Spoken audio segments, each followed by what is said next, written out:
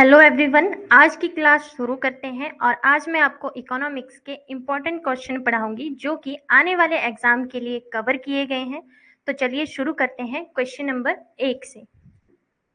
तो question number 1 है हमारा, in capitalist economy price value is determined by, ठीक है, जो पूंजीवादी अर्थव्यवस्था में मूल्य निर्धारण किस आधार पर होता है? तो इसमें हमारा सही आंसर हो जाएगा डिमांड एंड सप्लाई के आधार पर। नेक्स्ट है हमारा question number 2, with other factor constant the demand of any product is decreased by, कहता है कि अगर अन्य कारक स्थिर हैं तो मांग कैसे घटेगी? ठीक है, increase in income of customer, decrease in price of that product, decrease in income of customer और increase in price of that product. तो इसमें हमारा सही आंसर हो जाएगा answer option number D, increase in price of that product. Question number 3 की अगर हम बात करें तो law of demand shows relation between, यानी जो मांग का नियम है किस में संबंध दर्शाता है? ठीक है, income and price of the commodity में, इनकम एंड क्वांटिटी डिमांड में, प्राइस एंड क्वांटिटी कमोडिटी में, या फिर quantity demand and quantity supply में। तो इसका जो हमारा राइट आंसर होगा वो होगा प्राइस एंड क्वांटिटी कमोडिटी में। हर एक क्वेश्चन आपके एग्जाम पॉइंट ऑफ व्यू से कवर किया गया है। ठीक है, नेक्स्ट हम डिस्कस करते हैं question number 4, which of the following are close substitutes, यानी प्रतिस्थापन माल का उदाहरण क्या है? इसमें ऑप्शन नंबर है आपके पास ए मिल्क एंड शुगर, बी है शुगर एंड टी, और सी है टी एंड कॉफी, और डी है आपके पास कॉफी एंड बिस्किट। तो क्वेश्चन नंबर 4 का सही आंसर हो जाएगा हमारे पास टी एंड कॉफी। प्रतिस्थापन माल हमने डिस्कस किया था कि जो एक दूसरे को रिप्लेस करते हैं। नेक्स्ट हम डिस्कस करते हैं question number 5, if there is decrease in price of X then demand of Y is also increase. इसमें क्या है कि ऑप्शन नंबर ए है substitute goods, option number B है कम्प्लीमेंट्री गुड्स, और ऑप्शन नंबर सी है हमारे पास x is inferior of y, और ऑप्शन नंबर डी है हमारे पास y is inferior of x। तो इसका सही आंसर हो जाएगा हमारा सब्स्टिट्यूट गुड्स। नेक्स्ट हम डिस्कस करते हैं question number 6, supply creates its own demand, this statement is related to, यह किसने कहा है कि पूर्ति अपनी मांग खुद बनाती है? तो ये कहा है option number A professor J B Say ने। ठीक है, नेक्स्ट हम डिस्कस करते हैं, if the price of tea falls demand for coffee will, अगर चाय की कीमत गिर रही है तो कॉफी की मांग क्या होगी? इंक्रीज होगी या डिक्रीज होगी, रिमेन सेम रहेगी, या फिर कोई भी नहीं होगा इसमें से? तो क्वेश्चन नंबर 7 का हमारा सही आंसर हो जाएगा डिक्रीज होगी।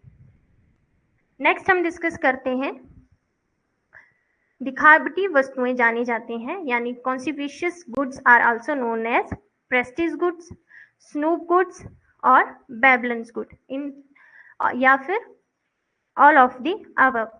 तो जो दिखावटी वस्तुएं होती हैं जिनमें हम दिखावा करते हैं, शो ऑफ करते हैं, तो वो सारी वस्तुएं आती हैं प्रेस्टीज गुड्स, स्नोब गुड्स और बेबलेन गुड्स में। तो हमारा जो राइट आंसर हो जाएगा वो हो जाएगा all of the above. Next हम डिस्कस करते हैं, जीडीपी के आधार पर भारत 4th नंबर की अर्थव्यवस्था बन गई है। ठीक है, 2025 में भारत जीडीपी के आधार पर 4थे नंबर की जो है ये अर्थव्यवस्था बन गई है वैश्विक स्तर पर। तो भारत ने किस देश को पीछे छोड़ा है? तो वो छोड़ा है जापान को। इससे पहले जापान जो था वो 4थे नंबर पर था, लेकिन अब भारत देश जीडीपी के आधार पर आगे बढ़ चुका है। नेक्स्ट हम डिस्कस करते हैं कि किसी देश की अर्थव्यवस्था के लिए किन किन स्रोतों का होना आवश्यक है, मतलब जो किसी देश की अर्थव्यवस्था उसको चलाने के लिए सोर्स कौन कौन से होते हैं? ऑप्शन नंबर ए है natural and capital source, option number B है labour and internships, option number C है उस देश की सरकार, और ऑप्शन नंबर डी है ए और बी बोथ। तो हमारा जो राइट आंसर हो जाएगा ए और बी बोथ, यानी natural source, capital source, labour and entrepreneurship. Next हम डिस्कस करते हैं भारत देश में आर्थिक सुधारों का जनक किसे कहा जाता है। भारत में आर्थिक सुधारों का जनक जो है वो पीवी नरसिम्हा को कहा जाता है। इन्होंने 1991 में आर्थिक सुधारों पर एक नीति लाई थी, ठीक है। नेक्स्ट हम डिस्कस करते हैं समाजवादी अर्थव्यवस्था में उत्पादन, आवंटन जो भी होता है उसकी निगरानी कौन करता है। समाजवादी जिस देश की अर्थव्यवस्था है उसमें जो उत्पादन या आवंटन होता है उसकी निगरानी सरकार करती है, और जो निजी कंपनियां हैं वो करती हैं उदारवादी अर्थव्यवस्था में, ठीक है, जिसे, और नीति आयोग जो है वो भारत का एक आयोग है।